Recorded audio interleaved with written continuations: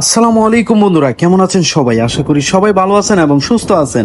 আজকে আমরা আবারও চলে আসলাম কক্সবাজার সমুদ্র সৈকত। এখন অবস্থান করতেছি কক্সবাজার সমুদ্র সৈকতের লাবণী পয়েন্ট থেকে আজকে কক্সবাজারের আপডেট নিউজ জানানোর জন্য। আজকে কক্সবাজারের অবস্থা আসলে খুবই ভয়াবহ। প্রচন্ড বাতাস চলতেছে কক্সবাজার, দেখতে পাচ্ছেন আপনারা। লাল নিশান কিন্তু লাগিয়ে দেওয়া হচ্ছে। কেন দেওয়া হচ্ছে সেটা আসলে বুঝতে পারতেছি না। কক্সবাজারে আসলে প্রচন্ড পরিমাণ ঢেউ আসতেছে। ঢেউয়ের কারণে কিন্তু পর্যটকরা কিন্তু তেমন ভাবে কিন্তু মানে নামতে পারতেছে না, যেহেতু লাল নিশান দেওয়া হয়েছে। মৌসুমী প্রবাহর কারণে কিন্তু এমন অবস্থা হচ্ছে কক্সবাজারে। আপনারা দেখতে পাচ্ছেন এখন কিন্তু আমরা কক্সবাজার সমুদ্র সৈকতের লাবণী পয়েন্টে অবস্থান করতেছি। সাগরের ঢেউগুলা কিন্তু লাস্ট পজিশনে চলে আসতেছে কক্সবাজারে। মানে মানুষ কিন্তু তেমন ভাবে কিন্তু নামতে পারতেছে না, সাঁতারও কাটতে পারতেছে না। ইনশাল্লাহ এই আবহাওয়া প্রবাহ হওয়ার কারণে যে সমস্যা হচ্ছে এটা আসলে বেশি কারণ না। আপনারা যারা যারা কক্সবাজার আসতে চাচ্ছেন অবশ্যই কিন্তু চলে আসবেন কক্সবাজারে, কারণ কক্সবাজারের এই সৌন্দর্যগুলো উপভোগ করতে পারবেন। কারণ আপনারা যদি আসেন তাহলে ভালোই লাগবে, খারাপ লাগবে না। কারণ এই হালকা বৃষ্টির মাঝে বাতাস, এই বাতাসের কারণে কিন্তু কক্সবাজারে কিন্তু আরো সৌন্দর্য ফুটে এসেছে। আপনারা দেখতে পাচ্ছেন যারা যারা কক্সবাজারে আসতে চাচ্ছেন, অনেকে কিন্তু কক্সবাজার আসতে চাচ্ছেন, কারণ আবহাওয়ার কারণে কিন্তু আসতে পারতেছেন না। কিন্তু আমি বলবো আপনারা যারা যারা কক্সবাজার আসতে চাচ্ছেন ইনশাল্লাহ সবাই চলে আসুন।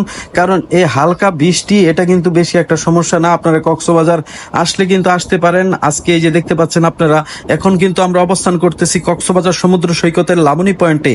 লাবণী পয়েন্টে আপনারা দেখতে পাচ্ছেন এখানে কিন্তু অনেক কিন্তু দর্শনারীরা এসে কিন্তু সাঁতার কাটতেছে, কিন্তু তেমন মাঝামাঝি কিন্তু যেতে পারতেছে না।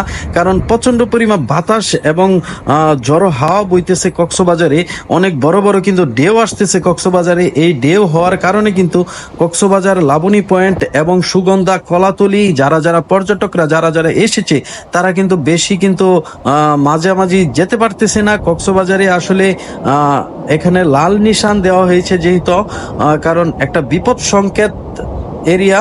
কারণ এরিয়ার কারণে কিন্তু এখানে কিন্তু দেখতে পাচ্ছেন প্রচন্ড পরিমাণ কিন্তু ঢেউ আসতেছে। এই ঢেউয়ের কারণে কিন্তু পর্যটকরা কিন্তু নামতে পারতেছে না। তো আর যারা যারা কিন্তু আসতে চাচ্ছেন ইনশাল্লাহ সবাই কিন্তু চলে আসবেন।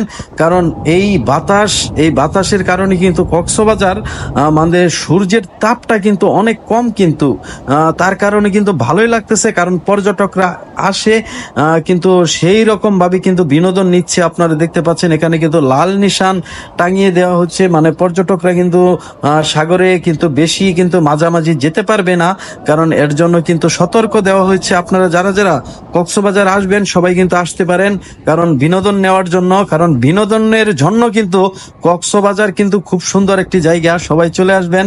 তো আজকে কিন্তু আমি অবস্থান করতেছিলাম কক্সবাজার সমুদ্র সৈকতের লাবণী পয়েন্ট। আমি থাকবো ইনশাল্লাহ। যারা যারা কক্সবাজারে আসবেন ইনশাল্লাহ আমার সাথে যোগাযোগ করবেন।